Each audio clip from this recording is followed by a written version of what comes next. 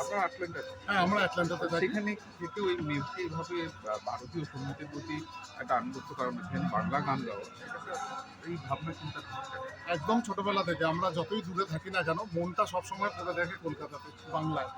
আমরা এখন ইন্টারনেট হওয়ার জন্য আরও সুবিধাটা হয়েছে, অন্তত যোগাযোগটা পারি।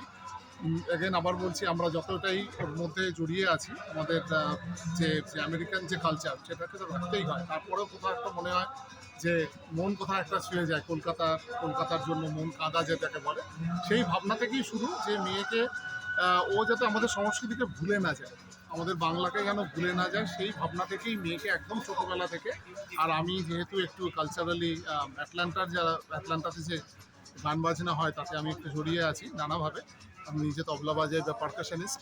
তো সেই জন্য ছোটোবেলা থেকেই মেয়েকে ইচ্ছা ছিল যে মেয়ে যেন বাংলা শেখে, বাংলা গান জানে, এবং এটাকে যেন এগিয়ে নিয়ে যায়, যেন আমাদের পরে, ধরুন আমরা চলে যাওয়ার পরে, আমার মেয়ে বা তার পরবর্তী প্রজন্ম যেন বাংলাটাকে মনে রাখতে পারে। সেই থেকেই আমার মেয়েকে। আপনি দেখুন নিজেও নতুন করে আবার শেখা শুরু করেছেন। হ্যাঁ, আমি সেটা বলছি। আমি মূলত তবলা নিজে থেকেই খানিকটা শেখা, নিজে তবলা বা অন্যান্য পারকাশনস আমি অনেকদিন থেকে বাজাই। এবং ওই অক্টোপ্যাডটা, যখন আজকাল যে কোনো জিনিস অক্টোপ্যাড একটা নতুন মানে ইনস্ট্রুমেন্টের যেটা ভীষণ দরকার, তো সেইটা আমি নতুন ৩-৪ মাস হলো একটা অক্টোপ্যাড নিয়ে আমি শেখা শুরু করেছি আর কি, মৌসুম ব্যানার্জির কাছে অনলাইনে।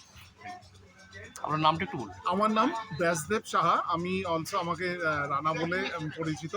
তো ব্যাসদেব সাহা রানা, এই নামেই আমি অ্যাটলান্টা বা যারা মিউজিকে ইয়ে করেন তারা আমাকে জানেনই।